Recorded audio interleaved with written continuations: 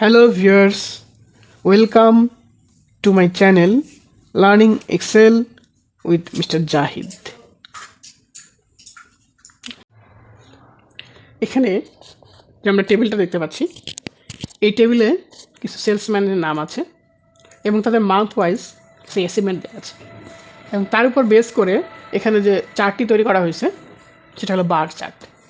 তো আমরা এখানে দেখতে পাচ্ছি এখানে 4 জন সেলসম্যানের নাম আছে, 4 জনের এখানে 4টা আইকন দেওয়া আছে এবং প্রত্যেক মাসে ওই 4 জনের একসাথে অ্যাচিভমেন্ট কত সেটা দেওয়া আছে, অর্থাৎ month wise achievement of 4 salesman.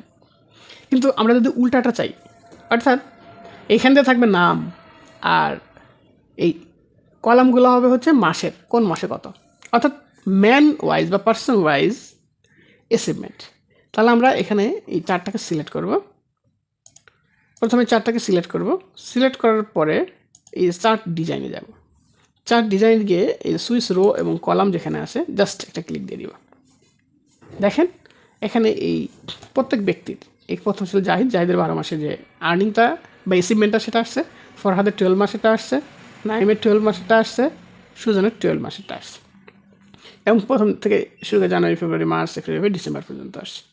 আবার যদি আগের মতো দেখতে চাই জাস্ট এখানেই একটা ক্লিক দেব, আবার এটা আগের মতো ঘুরে যাবে। অর্থাৎ মান্থ ওয়াইজ হোক, পার্সন ওয়াইজ হোক, যেভাবে আমরা চাই সেটা আমরা করতে পারবো। আচ্ছা, এরপরে যদি এমন হয় যে কোনো মাসের আমার প্রয়োজন নাই, বাদ দিতে হবে, জাস্ট এই সিলেক্টেড ডাটাতে ক্লিক করব। করার পরে আমি 6 মাসে দেখতে চাই, তো এখানে কয় মাস আছে, ডিসেম্বর পর্যন্ত আছে, আমি প্রথম 6 মাস দেখতে চাই।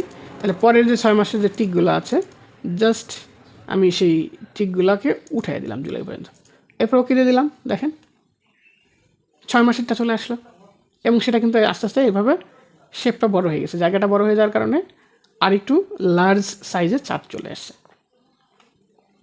যদি আমি এটা না করি, এখানে কোনো কিছু হাইড করে দিতে চাই, দেখেন হাইড হবে। হাইড করলে কী হবে, জানুয়ারি এবং মার্চ তাও চলে আসে। কিন্তু হাইড করলে, শুরুতে হাইড করলে ওই জায়গাটা ফাঁকা হয়ে যাবে। এখন যেহেতু আমরা একটা ফর্মুলার মধ্যে মাধ্যমে আসছি, তাই এখানে হাইডটা চলে যাচ্ছে। আচ্ছা, এরপরে আমরা যদি আরও কিছু করতে চাই, অর্থাৎ এই চার্ট ডিজাইন থেকে প্রথমে এই ডাটাকে সিলেক্ট করতে হবে, এরপরে এই চার্ট ডিজাইন অপশানটা আমরা এখানে পাবো।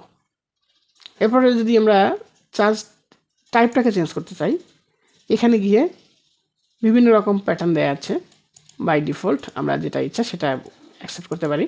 এটা যদি নেই, এখানে এটা যদি হয় তাহলে ওকে দিয়ে দিলাম। দেখেন এখানে মান্থ ওয়াইজ কার কতটুকু পোর্শন, কত পার্সেন্টেজ অনুযায়ী এখানে চলে আসছে। হ্যাঁ, আবার এই পুরোটাকে সিলেক্ট করলাম, চারটাকে সিলেক্ট করে আবার যদি এখানে সুইচ করি, তাহলে এখানে যে 6 মাস আছে, 6 মাসে কার কতটুকু পোর্শন সেভাবে আসছে। এভাবে চার্জ টাইপটাকে এভাবে আমরা ইচ্ছা মতো পরিবর্তন করতে পারি। এরপরে যদি চার্জটাকে মুভ করার প্রয়োজন হয়, যে আমার এই পেজে ডাটা ঢেকে যাচ্ছে বা একটু বড় করা দরকার, অন্য পেজে নিব, জাস্ট আমরা এটাকে সিলেক্ট করব, পুরো চার্টটাকে সিলেক্ট করব, যে মুভ চার্ট অপশানে গিয়ে দেখেন এখানে লোকেশন দেওয়া আছে। এখানে লোকেশানে গিয়ে আমার এখানে যে শিটগুলোর যেহেতু নাম্বার দেওয়া আছে তাই এভাবে নাম অনুসারে আসছে, বা এখানে পিছন দিকে নাম্বার আছে। আমি যদি 43-তে নেই, এটা এই যে 43-তে চলে গেছে, অন্য ডাটা ছিল তার উপরে এখানে আসছে 43-তে। অর্থাৎ যদি একই রকম ডাটা আরেক জায়গায় থাকে, সেটাতে কম্পেয়ার করার প্রয়োজন হয়, ওখানে আমরা নিতে পারবো। আবার আমরা যদি এখান থেকে গিয়ে আগের অবস্থানে আসতে চাই, মুভ চার্ট, আমার কোন অবস্থায় ছিল, আমার এটা ছিল 56-এ, তো 56 আমি আবার ফেরত চলে আসলাম।